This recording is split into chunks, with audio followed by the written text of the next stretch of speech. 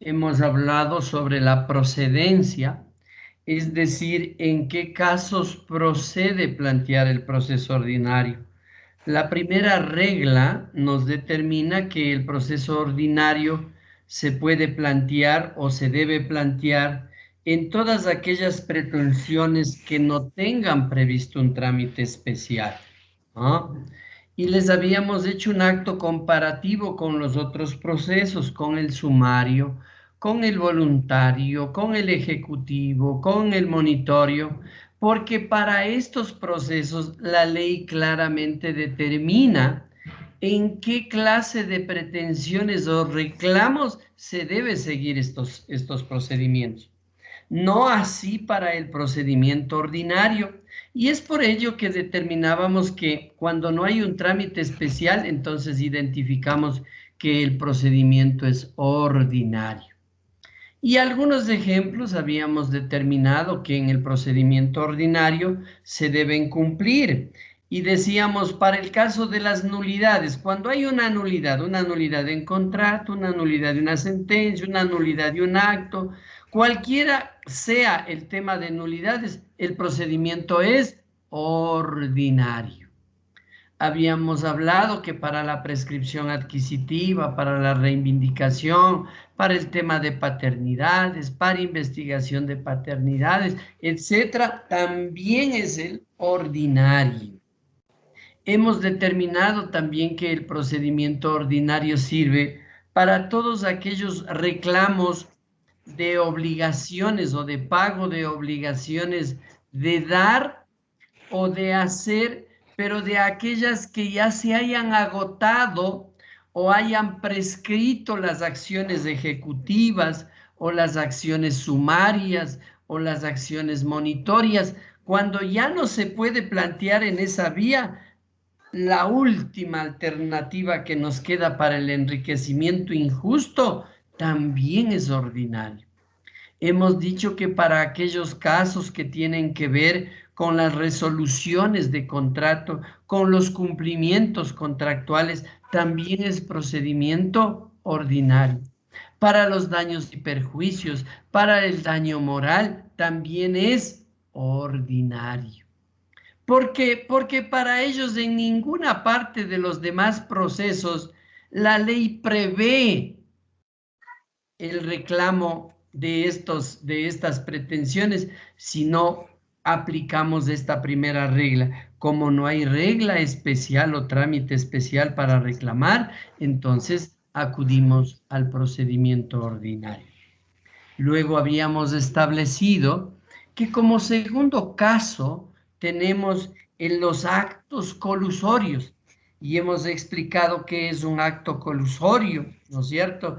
El contubernio, el acuerdo entre dos o más personas para poder causar daño a un tercero. Pusimos ejemplos y habíamos dicho que la colusión puede recaer en un tema que priven el dominio, que priven la posesión, la tenencia, en los derechos que se tiene sobre algún inmueble, el derecho real de uso, usufructo, habitación, en el tema de los derechos de servidumbre, de anticresis, todo lo que se priva, es decir, en todo este ámbito donde vemos que está presente el contubernio o el acuerdo de dos o más partes para causar daño a un tercero, estamos frente a un acto colusivo. Y claro, también vimos el tema de lo que significa el derecho adjetivo y sustantivo del caso de acto colusorio. Y obviamente habíamos determinado que se derogó la ley colusoria y se dejó un solo artículo. Entonces, muchas personas o muchos abogados cuestionan este acto del legislador porque nos dicen, oiga, ¿y cómo es posible que con un solo artículo toda una institución colusoria se desenvuelva? ¿Cómo puede ser que hayan dejado un solo artículo para el acto colusorio? Y les decía yo que me parece hasta muy suficiente, porque si hablamos de procedimiento para el acto colusorio, tenemos todo el COGEP. Claro, utilizamos todo el COGEP. Entonces, ¿para qué necesitamos hacer una ley procesal para el caso del acto colusorio cuando tenemos todo el Código Orgánico General? Y lo único que quedaría es el tema del derecho sustantivo. Por el tema del derecho sustantivo tenemos nosotros la regla del acto colusorio. Cuando se justifica o se demuestra en un proceso con pruebas de que dos o más personas se pusieron de acuerdo para causar daño a un tercero, suficiente, más que suficiente para poder determinar la existencia del acto colusorio. Y en cuanto a la forma de resolver el acto colusorio, en el inciso segundo del 290 ustedes tienen de manera diseñada cómo le indican al juez cómo debe resolver. Así que hemos dicho en pocas palabras que la legislación de un solo artículo con todo el contenido del COGEP resulta más que suficiente el cuerpo normativo para la existencia de la forma como judicializar el acto colusorio. Así que eso es lo que entiendo habíamos visto en la clase anterior y hablábamos de la calificación de la demanda y hablábamos los términos que se dan dentro de la calificación a la demanda, hablamos las reglas especiales que tiene, porque se le confiere al demandado un término de 30 días. Eso no hay en ninguna parte, sino en esta norma, y por eso es una norma de carácter especial. Solo aquí está eso. Y hablamos también, entramos respecto de la audiencia preliminar. Y en el artículo 292 hablábamos de que se debe convocar, obviamente con la contestación o sin ella, se debe convocar en el término de 3 días posteriores al término que se venció. ¿A cuál? A los 30 días. Concluidos los 3 días, los 30 días, el juez tiene 3 días para convocar a la audiencia preliminar. Les decíamos que el proceso ordinario es un proceso complejo, es tal vez el proceso más completo que tienen los procesos según el COGEP. Y por eso se llamaba un proceso de conocimiento, de lato conocimiento. Es un proceso obviamente en donde se va a descubrir del lado o de quién está del lado el derecho. Y eso, con esa explicación, nosotros dejamos listos para que cuando se convoque a la audiencia preliminar, esta convocatoria desde la fecha en que convoque el juez no puede ser ni menor de 10 ni mayor de 20 días en que se dará la fecha de esta audiencia preliminar. Esos términos habíamos terminado señalando que son términos legales porque están en la ley. No son judiciales porque lo judicial sale del criterio del juzgador. Evidentemente esto da lugar a que nosotros nos orientemos al tema de la comparecencia de las partes y en el artículo 293 ya se repite lo que habíamos visto en las reglas generales de la audiencia a partir de la norma del artículo 87 del 79, quienes deben comparecer a la audiencia. Y sabemos de sobra que pueden comparecer las partes. Si no comparecen las partes, comparece el procurador judicial. Si son varios los actores, varios los demandados, puede comparecer el procurador común. Todas esas reglas que están en el 293 ya los habíamos visto antes. Solo rayamos un poquito en el hecho del segundo inciso, en donde habíamos determinado de que cuando se desea un diferimiento de la audiencia, habíamos quedado en que solo esto es posible con el acuerdo de las dos partes. Es decir, si ambas partes están de acuerdo, se puede diferir la audiencia. No es que una de las partes puede venir y decir, señor juez, tenga la bondad, difiera la diligencia porque yo no me puedo presentar porque tengo esto, tengo lo otro. No, no, no se puede hacer. Por eso la regla es tan solo con el acuerdo de las dos partes.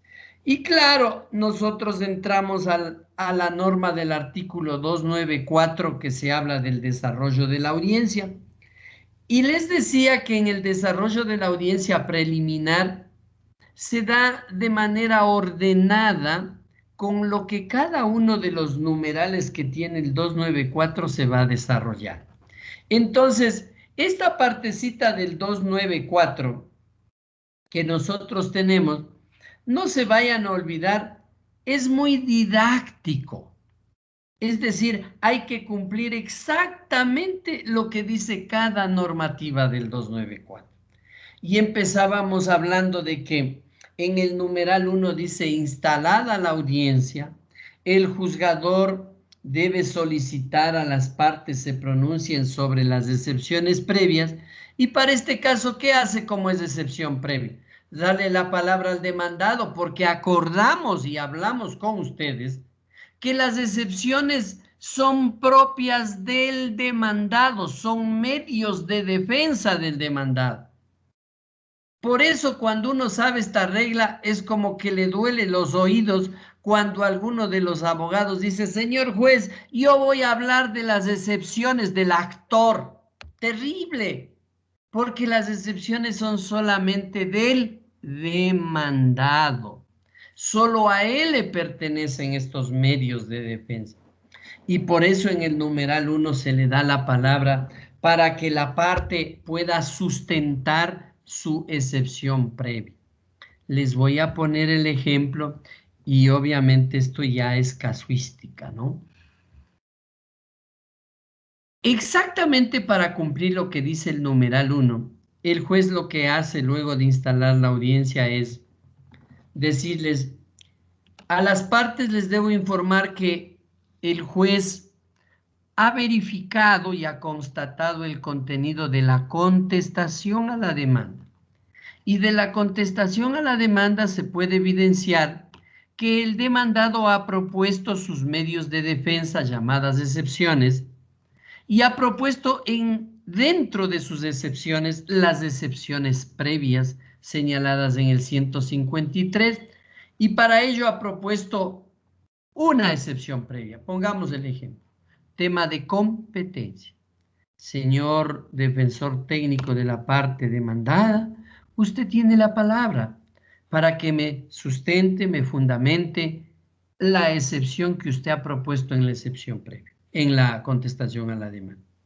Mire, ahora le toca a la defensa técnica pronunciar si va, pues obviamente hay que sostener. ¿Recuerdan ustedes cuando hablábamos de competencia? Hablábamos de las reglas de la competencia territorial, de la competencia concurrente, de la competencia excluyente, de la competencia por tribunales. Y nosotros aprendimos que el actor debe demandar en el domicilio del demandado. Y como concurrente, aprendimos que a más del domicilio del demandado, también se pueden demandar en otros lugares que de acuerdo con la regla de la competencia concurrente permite hacerlo, como por ejemplo demandarle en el domicilio en donde se haya acordado en el contrato, en el acto que ha creado una obligación. Les pongo un ejemplo. Entre deudor y acreedor se firma una letra de cambio. Y en la letra de cambio existen algunos requisitos que cumplir. Uno de ellos es el domicilio en donde se va a pagar la obligación. Y se pone la ciudad de Quito, pero el demandado vive en La Tacunga. ¿Dónde demando? Puedo demandar en La Tacunga si yo quiero hacerlo porque estoy en La Tacunga. Pero si soy abogado de aquí de Quito, demando aquí en Quito. ¿Por qué? porque es a elección de la parte actora. Yo escojo dónde demandar. Eso ya aprendimos con ustedes en materia de competencia. Entonces, si se demanda aquí en la ciudad de Quito, a lo mejor el demandado aplica solamente la regla de la competencia territorial y propone como excepción previa de acuerdo con el 153 y el demandado alega y dice, señor juez, usted no es competente para conocer la causa. Porque de acuerdo con la norma del artículo 9 del COGEB, el juez competente es el juez del domicilio del demandado. Pero él utiliza la regla que le conviene, pues. Entonces, en ese momento, cuando él termina esa intervención, principio de contradicción, el juzgador, ¿qué hará? Darle la palabra a la otra parte, pues, para escuchar. Ya usted escuchó la exposición del señor defensor técnico de la parte actora, ahora sí de parte demandada tiene la palabra. ¿Cuál será su forma de defender? Decirle, señor juez, cierto es que hay la competencia territorial, pero la parte demandada lo que no dice es que también existe la competencia, sí, concurrente. Es decir, que con la competencia concurrente, según el artículo 10 del COGEB, yo como actor soy el que escojo, el que selecciono dónde le demando, porque esa posibilidad me da la ley. Así que usted mismo es competente. Niéguele, por favor, la excepción previa de falta de competencia. Vea, lo que nosotros vimos en las primeras clases, en un proceso estamos ahora poniéndole en práctica. Y por eso yo siempre les digo, al derecho procesal no puedo darme el lujo de aprender solo para que me sirva dentro de las 24 horas siguientes. No, eso me sirve para toda la vida como abogado. De tal suerte que en el numeral 1, esa es la forma de llevar. Y el juez, cuando ya escucha la otra parte, ¿qué tiene que hacer? Dictar un auto interlocutorio. ¿Qué dictará? Determinando si es competente o no es competente. Y si es competente, sigue la causa. El que no está de acuerdo, ¿qué debe hacer? Presentar un recurso de apelación en efecto diferido. Porque todo lo que son excepciones previas y admisibilidad de pruebas, nosotros aprendimos que obviamente la apelación es en efecto diferido. Y si no, ustedes tan solo váyanse a la norma de los artículos dentro de la apelación. Ustedes van directamente a la norma de los artículos 262 y 263. Esencialmente el 262. Ahí están los efectos. Y ahí dice, el efecto diferido sirve solamente para cuando se resuelve el tema de las excepciones previas o a su vez la admisibilidad de pruebas. ¿Vean? Eso aprendimos, claro que ya aprendimos hace rato. Así es como funciona el tema del numeral 1 en el desarrollo de la audiencia preliminar. Muy bien, esa parte ya se acaba. Acabó excepciones previas. Si apelaron, el juez aceptará la apelación y si acepta la apelación en efecto diferido. Gracias. Sigamos la audiencia. Porque la apelación en efecto diferido no detiene nunca la audiencia. Ahora vamos al segundo tema. ¿Qué se va a resolver? Ahora se va a resolver sobre la validez procesal. Entonces, de la misma forma, ahora sí el juez empieza escuchando al actor cumpliendo la regla general que tenemos nosotros en las reglas generales a partir del 79 del COGEB. Entonces, ¿qué hace? A ver, ahora sí vamos a hablar de la validez procesal. La parte actora, defensor técnico, tiene la palabra para que se pronuncie sobre la validez procesal. Termina la parte actora, a ver, parte demandada, pronúnciese sobre la validez procesal. Y después el juez termina resolviendo la validez procesal. En la validez procesal, ¿nosotros de qué hemos hablado? Hablar de la validez procesal significa que todo está muy bien y que nada es nulo, pues. Y con ustedes hemos aprendido los temas de la nulidad. Recuerdan el 107 de las solemnidades sustanciales y el 110 de los vicios de procedimiento y la falta de motivación también con el 76.7.L de la Constitución. Eso hemos visto. Eso no es tema nuevo. Entonces, cuando uno va a hablar en la validez procesal, ¿qué le dice al juez? Señor juez, en el proceso no se han omitido ninguna de las solemnidades sustanciales que están señaladas en el 107 del COGEP. Tampoco existe ningún vicio de procedimiento que invalide el proceso. Y obviamente, bajo estas circunstancias, yo solicito que se sirva a declarar la validez del proceso. Vea, es la intervención del actor. Del demandado a lo mejor puede ser lo mismo, pero en el caso que nosotros estamos observando, les voy a poner un ejemplo para que no se olviden con el tema.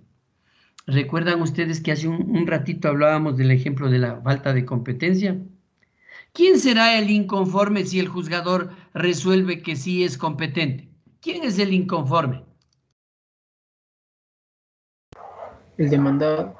El demandado, él es el inconforme, ¿no es cierto? Y además él apela en efecto diferido, ¿no es cierto? La falta de competencia es un tema del procedimiento también, pues. Entonces, si le da la palabra al demandado sobre la validez procesal, por lógica, ¿cuál debería ser la respuesta del abogado de la parte demandada?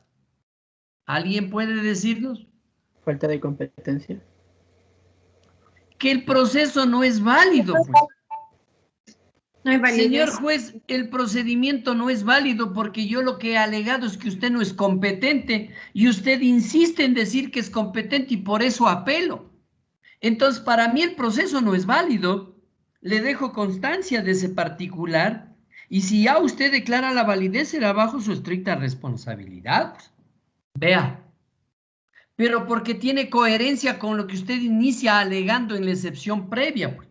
Imagínese, tan solo imagínese usted, que usted diga, señor juez, usted no es competente. No se olviden que la competencia son elementos de un procedimiento que se deben necesariamente cumplir para la validez procesal.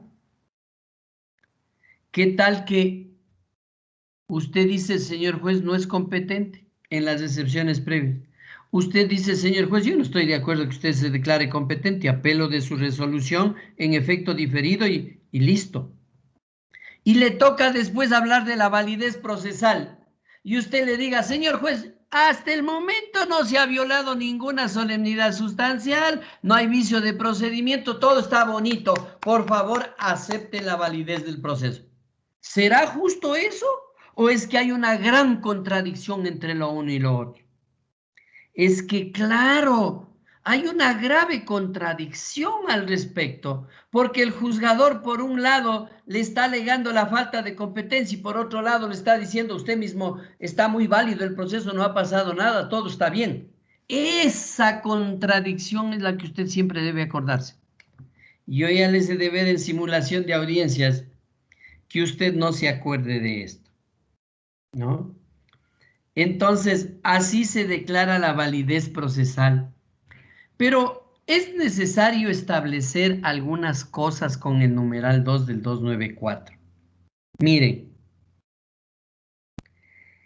el numeral 2 del 294 insiste, pese que ya se arregla el tema de la validez procesal, miren lo que nos dice en el tema respecto del asunto de la validez procesal. Dice, la o el juzgador resolverá sobre la validez del proceso, la determinación del objeto de la controversia, los reclamos de terceros, la competencia, cuestiones de procedimiento que puedan afectar la validez del proceso, con el fin de convalidarlo se añade. Y luego viene, la nulidad se declara siempre que puede influir en la decisión del proceso o provocar indefensión. Toda omisión hace responsables a los juzgadores que en ellas hayan incurrido, quienes serán condenados en costas. ¿Qué nos dice este numeral? Nos está diciendo, ya declara la validez del proceso y todavía se puede alegar como temas de competencia, como temas de la validez procesal, como que no se han cumplido cuestiones de procedimiento, dice el artículo, el numeral 2 del 294. ¿Saben qué significa eso? Le está diciendo, verá, señor juez, en este proceso de conocimiento le vamos a poner reglas que hasta el cansancio usted tiene que verificar si el procedimiento es válido. Porque le voy a poner el ejemplo. Verá lo que dice en el numeral 2, que otra vez tiene que hablar sobre los reclamos de competencias, de cuestiones de procedimiento. Cuando eso ya hablamos en el numeral anterior, ¿sabe por qué está aquí? Porque suponiendo que la defensa técnica del demandado no sepa este derecho y él no haya alegado excepciones previas, y cuando llega la validez procesal, imagínese la contradicción que puede darse. Cuando llega a validez procesal, el abogado va a declarar válido el proceso. El juez puede declarar válido el proceso. ¿Y qué tal si el juez no es competente y no se haya propuesto una excepción previa? Porque si no propuso excepciones previas, el juez dice, como no hay excepciones previas, pasemos al siguiente punto nomás. Pero ¿y qué tal que no alegó la excepción previa? O sea, el juez que no es competente tendrá que seguir conociendo esa causa porque no alegaron, no. Para eso viene en el numeral 2 y dice, verán, en validez procesal también el juez puede revisar los temas de falta de competencia, los temas de procedimiento que afecten a la validez procesal.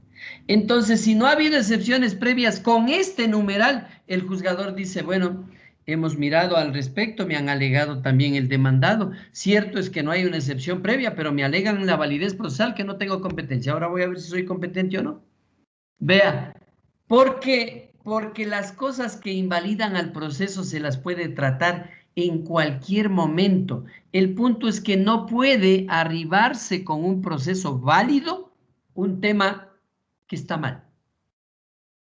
Entonces, si no hay en el numeral 1 el tema de excepciones previas, hay en el numeral 2 para tratar sobre la validez procesal. A eso se refiere. Bien, ya hemos hablado de la validez procesal y ya está declarado válido el proceso. Si a la otra parte no le gustó, pues no pasa nada porque la responsabilidad de declarar la validez procesal es del juez. Y viene el tercer momento, la determinación del objeto de la controversia. ¿Qué es la determinación del objeto de la controversia?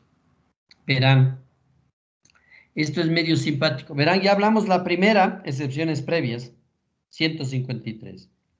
Vamos a la segunda, ya hablamos de validez procesal. Estamos viendo todo lo que el juez va haciendo en la audiencia. Todo lo que el juez con las partes va haciendo en la audiencia. Ahora viene el tercer momento. El juzgador les dice, muy bien, una vez que se ha declarado la validez procesal, nos toca el tercer punto. Vamos a establecer la determinación del objeto de la controversia. Esto que les vamos a decir ahora, para la simulación de audiencias, determinante. ¿En qué consiste la determinación del objeto de la controversia?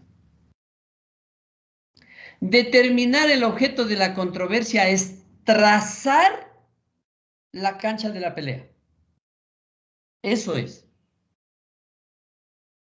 Es decir, en este momento es en donde hay que tener gran oficio como abogado de la defensa técnica, porque a veces usted puede estar cuesta arriba en su defensa, porque a lo mejor el actor tiene toda la razón de haberle demandado.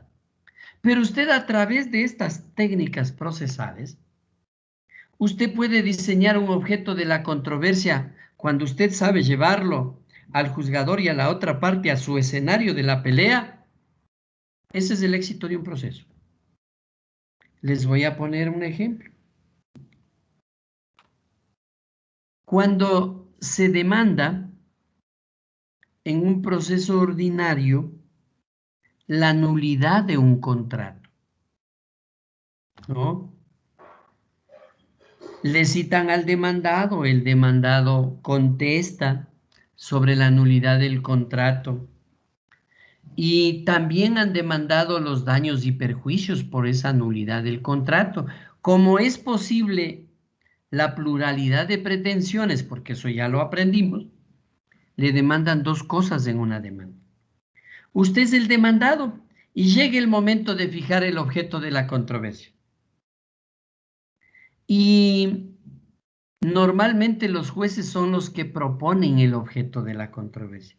Llega el juez y le dice, bueno, yo he revisado la demanda, la contestación a la demanda, y para mí el objeto de la controversia es si procede o no procede la nulidad del contrato que ha sido acompañado a la demanda. ¿No es cierto? Y si procede o no procede el pago de los daños y perjuicios. Eso le dice el juez. Va donde el actor y le dice, ahora sí, señor actor, tenga la bondad, opine, ¿usted está de acuerdo con ese objeto de la controversia? Y el actor le dice, sí, estoy de acuerdo con el objeto de la controversia, así mismo es. Y le toca al demandado. Y el demandado le dice, este es el momento de llevarle al escenario de mi pelea. Y usted dice, señor juez, yo no estoy de acuerdo con ese objeto de la controversia. El objeto de la controversia para mí es si es o no procedente la nulidad de la escritura pública que ha presentado la parte actora. Y el juez, que no puede opinar al respecto, le escucha a la parte actora y le dice, oiga, señor de la parte actora, ¿qué opina con el objeto de la controversia? Él, como no sabe la importancia de la controversia, él le dice, sí, señor juez, adelante, que sea cualquier objeto de la controversia, no hay ningún problema, yo acepto lo que él dice. Verán que el propósito de la demanda era la nulidad de un contrato y el pago de los daños y perjuicios. Y yo como demandado le digo que no, que el objeto de la controversia es la nulidad de una escritura pública y no hablé nunca de los daños y perjuicios. Y el juez dice, bueno, se acepta el objeto de la controversia que ha fijado el demandado. Y ya le llevé a un escenario para mí, no para ellos. Ahora, cuando me vayan a presentar prueba para admisibilidad, ellos van a decir, señor juez, con este documento voy a aprobar la nulidad del contrato. Yo automáticamente le objeto, le digo, señor juez, miremos el objeto del debate. Pues. El objeto del debate es la nulidad de la escritura pública, no el objeto del contrato. Tenga la bondad, cambie por favor. No puede presentar esa prueba. Miren, por el solo descuido que tiene el actor del proceso, yo como demandado ya le metí en un escenario mío. Y todas las pruebas que quieran anunciar ellos no tienen validez porque no se compadece con el objeto del debate. Entonces, a veces, mire, usted no tiene cómo ganar el juicio. Y cuando va su cliente le dice, vea, yo voy a ser honesto. Le han planteado muy bien el juicio, pero le voy a defender. Si a mí en el corrido de la audiencia o en el sistema del procedimiento de su juicio, yo logro desdoblar eso, usted puede tener éxito, pero no le aseguro. Vea cómo usted, en el momento de fijar el debate, usted traza la cancha de la pelea. ¿Por qué? Porque fuera de eso no se puede pelear, pues. Si alguien me dice, pero señor juez, yo demandé los daños y perjuicios, discúlpeme, pero eso no está fijado en el objeto del debate. Usted debía haber pensado eso. Ya está fijado el objeto del debate. ¿No es cierto? Usted ya no me puede llevar a otro escenario. Si usted aceptó el objeto del debate, ¡qué pena! Pero si me quiere presentar pruebas diciendo, le presento una pericia, señor juez, para que se acepte como prueba de mi parte un perito que liquidó los daños y perjuicios del daño emergente, lucro cesante, tenga la bondad de admitir mi prueba. De acuerdo con el 160 es pertinente, útil y conducente. Me corre traslado a mí y le digo, no, señor juez, perdón. Por secretaría que se lea cuál es el objeto del debate que se aprobó. Y el objeto del debate dice si procede o no procede la nulidad de la escritura pública. ¿Y por qué me quiere probarme a mí daños y perjuicios? Ese será el objeto del debate. Ah, entonces, cuando nosotros fijamos el objeto del debate, bien abiertos los ojos para ese tema. Absolutamente bien abiertos los ojos. Entonces, ahí nosotros...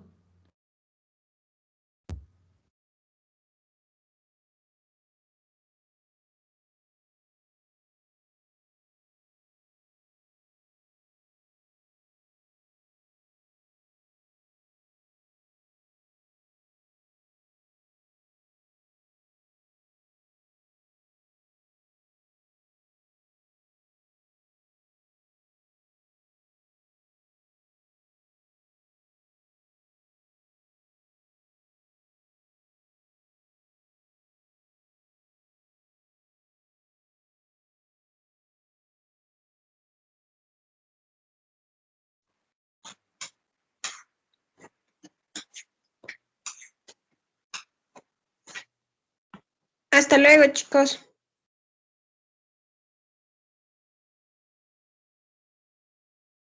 Perdón, una pregunta, compañeros. ¿El doctor no iba a dar hoy los grupos para las siguientes audiencias? Sí, ¿De ley toca esperarle o no? Sí, ¿no es cierto? Ya, gracias. Déjame preguntarle ahorita en este momento, porque solo tenemos clases hasta las 6. Ya se acabó la hora.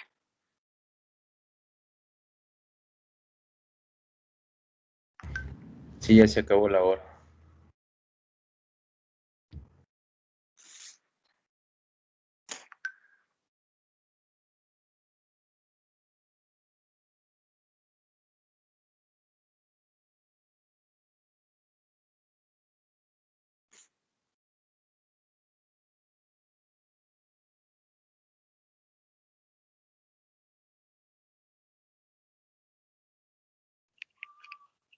Compañeros, disculpen, ya hizo grupos. Es que tuve una mala conexión.